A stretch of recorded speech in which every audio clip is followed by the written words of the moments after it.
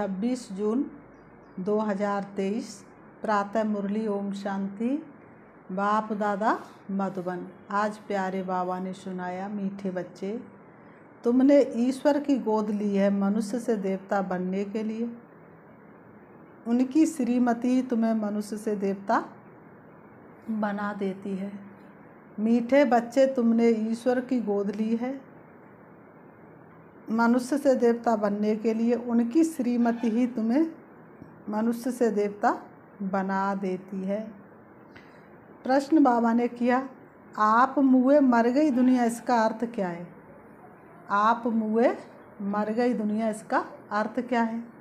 उत्तर में बाबा ने बताया, आप बच्चे जब बाप के पास जीते जी मरते हो तो सारी दुनिया ही खत्म हो जाती है।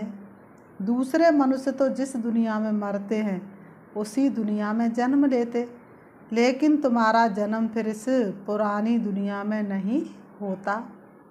नया जन्म नई दुनिया में होता है। तुम बच्चों को स्वर्ग की बादशाही मिल जाती है। गीत बाबा ने दिया, मरना तेरी गली में और जीना तेरी गली में। मर भी गए तो चर्चा होगा गली गली में। ओम शांति। ये भी गायन इस समय का है जो फिर भक्ति मार्ग में गाया जाता है। इस समय जब कि तुम बाप के पास जीते जी मरते हो तो बरोबर सारी दुनिया ही खत्म हो जाती है। सीख कर दुनिया से मरना नाम दिल पर लिख लिया। अज्ञान काल में मनुष्य मरते हैं तो फिर उसी ही दुनिया में जन्म लेते हैं। दुनिया कायम है, जिस दुनिया में मरते उसी दुनिया में जन्म लेते हैं। तुम बच्चे जब बाप के बनते हो तो ये दुनिया ही खत्म हो जाती है। कहावत है ना, आप मुए मर गई दुनिया। जो इस दुनिया से चला गया, भले ही विनाश कभी ना हो तो उसके लिए तो कल उसी दिन विनाश हो गया। आप मुए मर गई दुनिया। परंतु दुनिया विनाश तो नहीं हो जाती, इस ही दुनिया में फिर जन्म लेना पड़ता है। अभी तुम जब कि जीते जी मरते हो तो आप मर जाते हो तो दुनिया भी खत्म हो जाती है। बाबा ने कहा, तुम मरेंगे तो ये दुनिया ही खत्म हो जाएगी। तुम जानते हम फिर नई दुनिया में आएंगे, यह सिर्फ तुम ब्राह्मण ही जानते हो। ईश्वर का बच्चा होने से हमको सतयुग का बर्थ राइट मिलता है, स्वर्ग की बादशाही मिलती है, नरक खत्म हो जाता है। इसमें कोई मेहनत नहीं है, सिर्फ बाप को याद करना है। मनुष्य जब कोई मरने पर होते तो उनको कहते हैं, क्या कहते हैं? राम राम कहो। मनुष्य जब मरने पर होते तो कहते राम राम कहो। पिछाड़ी में उठाने समय कहते हैं राम नाम सत्य है और सत्य बोलोगा। तो इसका क्या अर्थ है? वास्तव में इस दुनिया में कुछ भी सच नहीं। जितना हमने भगवान को याद किया वही सच, बाकी तो सब झूठ है। और जितना भगवान को याद किया उसी से हमारी सदगति हुई, बाकी और किसी से हमारी सदगति हो नहीं सकती। ये भगवान को ही कहते हैं राम नाम सत्य है। बाबा ने कहा राम राम कहो। राम नाम सत्य अर्थात परम पिता परमात्मा जो सत्य है उसका ही नाम लेना चाहिए। उसको राम कह देते हैं, माला भी राम राम कह सिमरते हैं। बाबा ने कहा माला भी राम राम कह सिमरते हैं। राम राम की धुनी ऐसी लगाते जैसे बाजा बजाते हैं। तुम बच्चों को बाप समझाते हैं कि कोई आवाज़ नहीं करना है, सिर्फ बुद्धि से याद करना है। तुम जानते हो जीते जी ईश्वर की गोद में आने से ये दुख रूपी दुनिया खत्म हो जाती है। बाबा हम आपके गले का हार बन जाएंगे। गाया भी जाता रुद्रमाला। तुम रुद्रमाला में पिरोने के लिए इस रुद्र ज्ञान यज्ञ में बैठे हो। कल्प पहले मुहापिक, दूसरा कोई सत्संग नहीं जहाँ ऐसे समझते हो कि हम ईश्वर बाप के गले में पिरोएंगे। बाप से तो जरूर वर्षा मिलेगा। बाप कौन कहते हैं? आत्मा। आत्मा में ही क्या है? आत्मा की तीन शक्ति कौन सी हैं?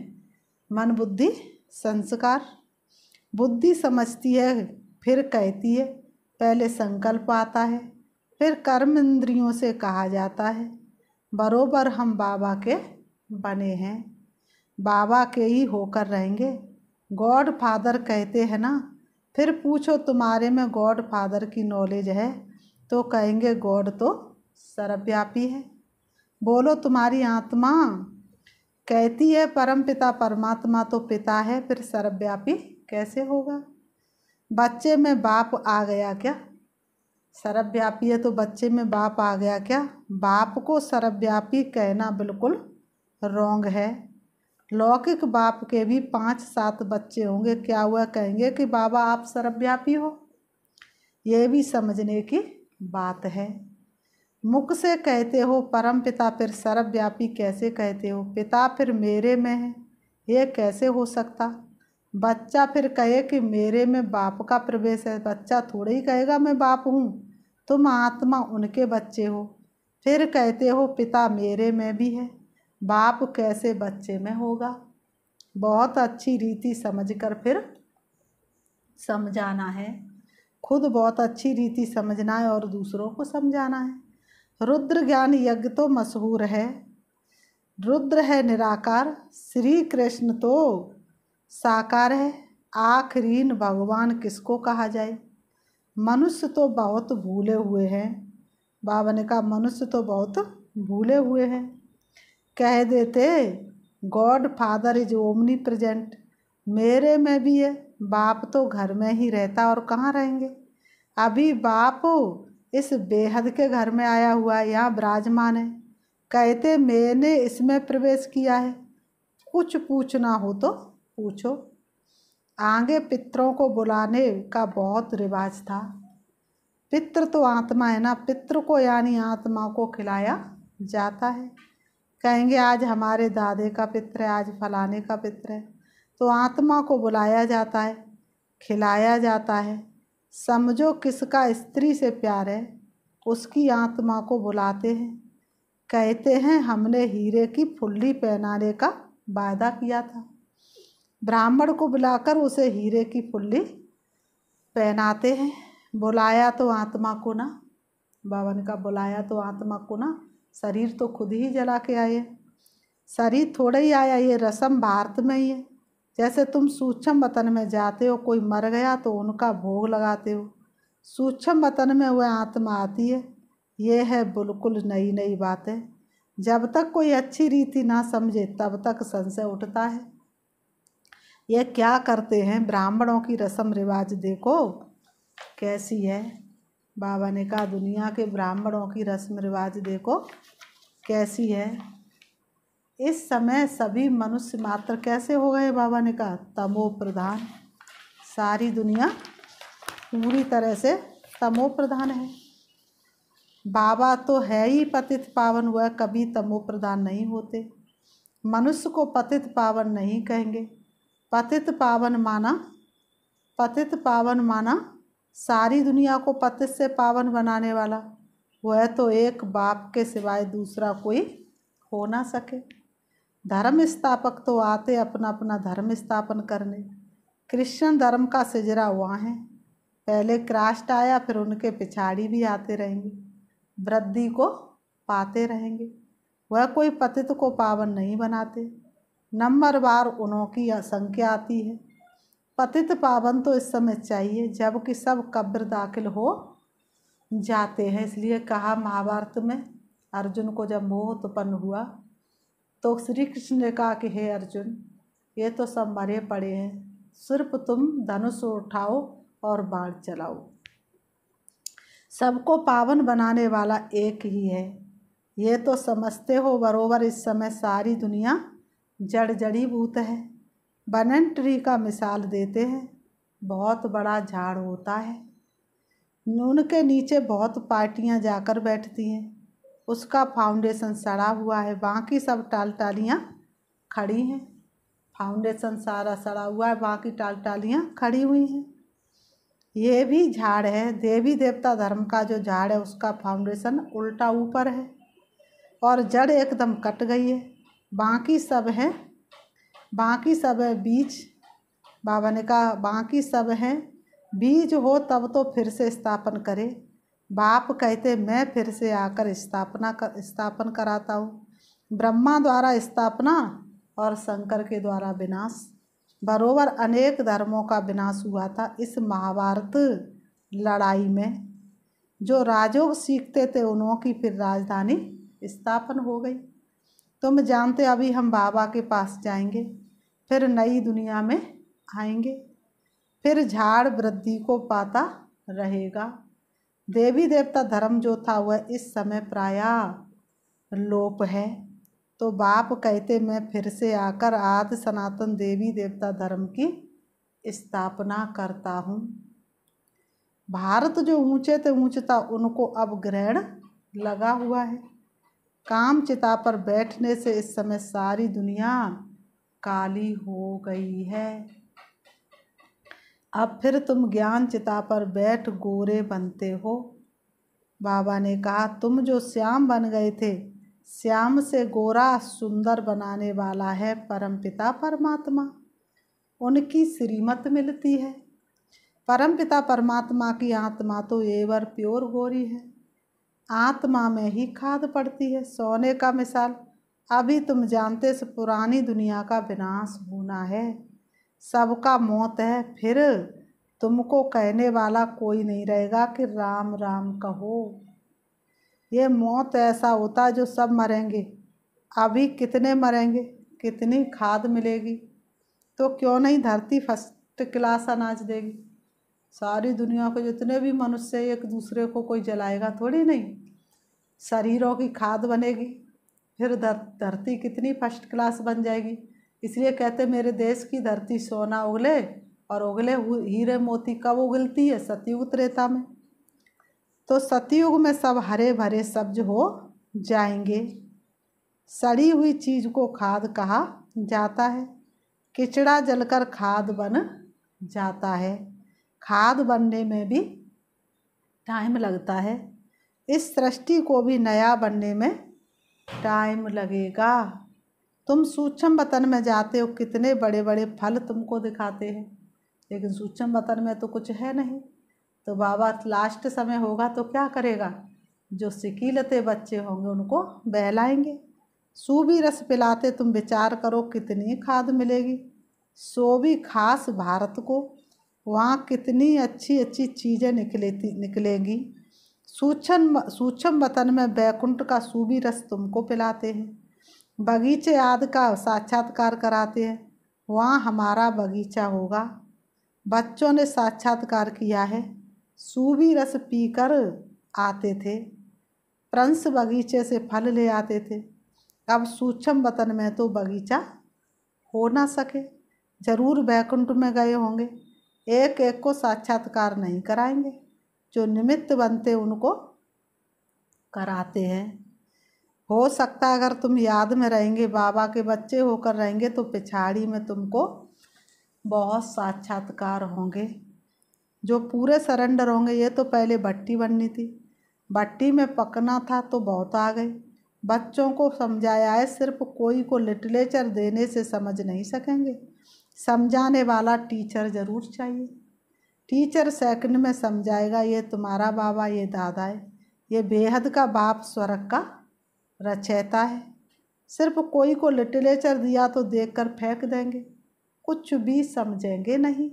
इतना ज़रूर समझाना है कि बाप आया हुआ है, ये डिडोरा पिटवाना तुम्हारा फर्ज है। आपने कहा घर घर में ये डिडोरा पिटवाना तुम्हारा फर्ज है। बरोबर यादव कौरव पांडव भी है, महाभारत लड़ाई भी सामने खड़ी है। जरूर राजयोग सिखलाने वाला भी होगा, जरूर स्वर्ग की स्थापना भी होगी। एक धर्म की स्थापना, अनेक धर्मों का विनाश होगा।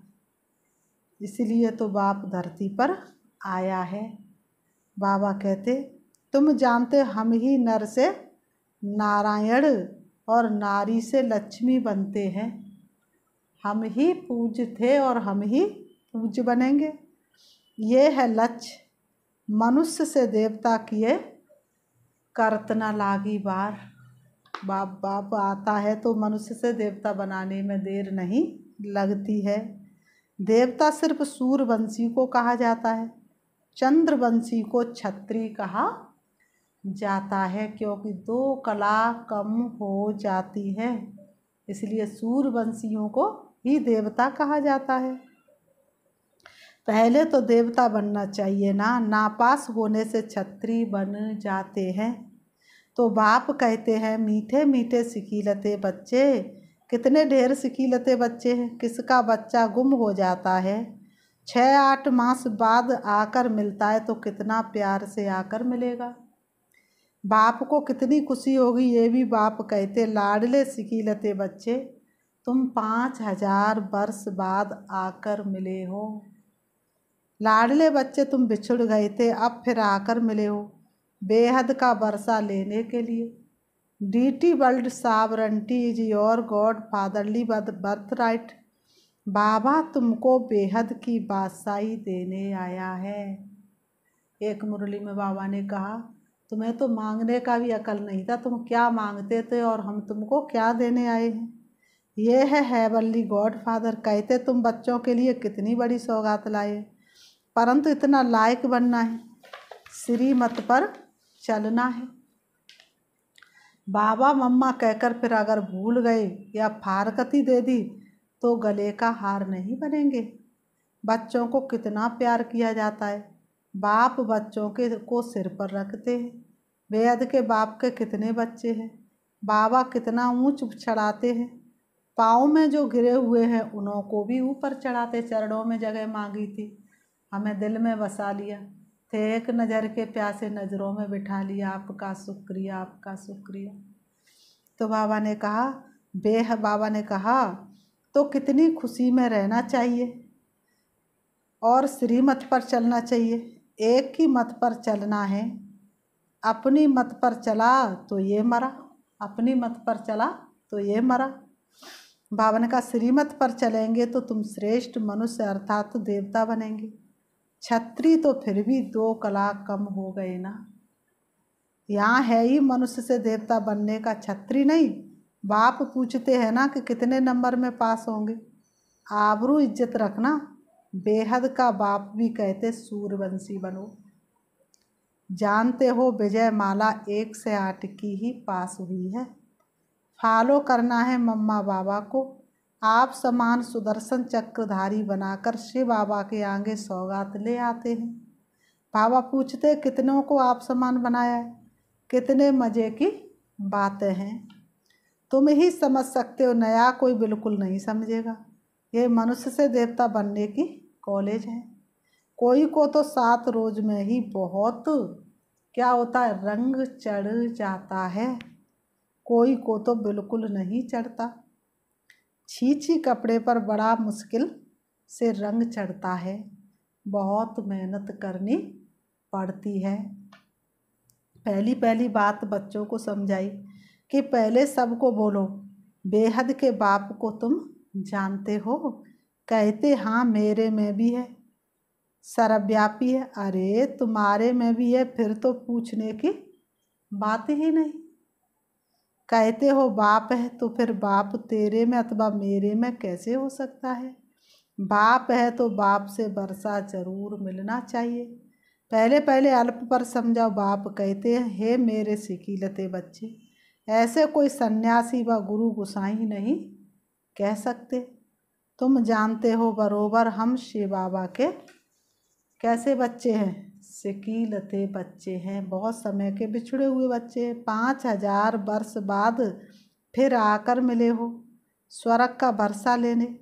जानते हो हम स्वर्ग के मालिक थे, फिर हम ही मालिक बनते हैं। स्वर्ग में जाना जरूर है, फिर पुरुषार्थ अनुसार ऊंच पद पाना है।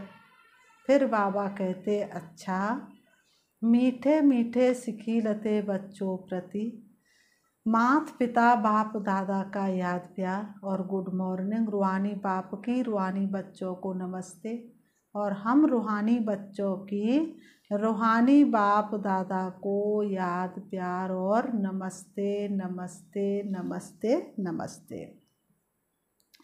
आज की मुरली का मुख्य सार है। नंबर 1, मम्मा बाबा को फॉलो कर सूर्यवंशी में आना है, अपनी मत पर नहीं चलना है, श्रीमत से ऊंच देव पद पाना है। मम्मा बाबा को फॉलो कर सूर्यवंशी में आना है, अपनी मत पर नहीं चलना है, श्रीमत से ऊंच देव पद पाना है। नंबर 2, हम बाबा के ही होकर रहेंगे, इसी निश्चय में रहना है, कभी किसी बात में संशय नहीं उठाना है। वरदान, बाप के हर डायरेक्शन व कायदे से फायदा लेने वाले मर्यादा पुरुषोत्तम भव। बाप के हर डायरेक्शन व कायदे से फायदा लेने वाले मर्यादा पुरुषोत्तम भव। स्पष्टीकरण है, कहा जाता जितना कायदा उतना फायदा, इसलिए अमृत वेले से जो भी कायदे बने हैं उनसे कभी किनारा नहीं करो। पढ़ाई, अमृत वेला, सेवा, जो भी दिनचर्या बनी हुई है उसमें मन नहीं भी लगे तो भी दिनचर्या में कुछ मिस नहीं करो। जैसे भक्त लोग नियम का पालन जरूर करते हैं, मंदिर में मन नहीं भी लगे तो भी जाएंगे जरूर। आप तो स्वयं लॉ मेकर्स हो, इसी अनुभव से हर नियम का पालन करते चलो तो मर्यादा पुरुषोत्तम बन जाएंगे। स्लोगन है, जिनके पास संतुष्टता का विशेष गुण है उनके पास सर्वगुण स्वतः आते जाएंगे। जिनके पास संतुष्टता का विशेष गुण है उनके पास सर्वगुण स्वतः आते जाएंगे। 2 मिनट हम बाबा को याद करेंगे, चलते हैं। बाबा ने जैसा स्लोगन में बताया, जिसके पास संतुष्टता का गुण होता है उसके पास सभी गुण अपने आप आ जाते हैं। तो अपने आप को देखना है, मैं आत्मा संतुष्ट मणि हूँ। संतुष्टता मुझे आत्मा का विशेष गुण है। मैं आत्मा स्वयं में संपूर्ण संतुष्ट हूँ और दूसरों को भी संतुष्ट करने की मेरे अंदर कला है। मुझे अनुभव हो रहा है, संपूर्ण ब्राह्मण परिवार मुझसे संतुष्ट है। मैं हर श्रीमत का पालन करती हूँ, इसलिए बाप भी मुझसे संतुष्ट है। मैं सुबह से लेकर शाम तक हर श्रीमत का पालन करती हूँ, इसलिए मैं स्वयं से भी संतुष्ट हूँ। वास्तव में मैं आत्मा संतुष्ट मणि हूँ। मैं संतुष्टता के सागर शिव बाबा की सबसे प्रिय संतान हूँ। दुनिया में भक्त लोग जिस संतोषी माँ की पूजा कर रहे हैं, मुझे अनुभव हो रहा है मैं वही संतोषी माँ हूँ जो सबको संतुष्ट करती हूँ।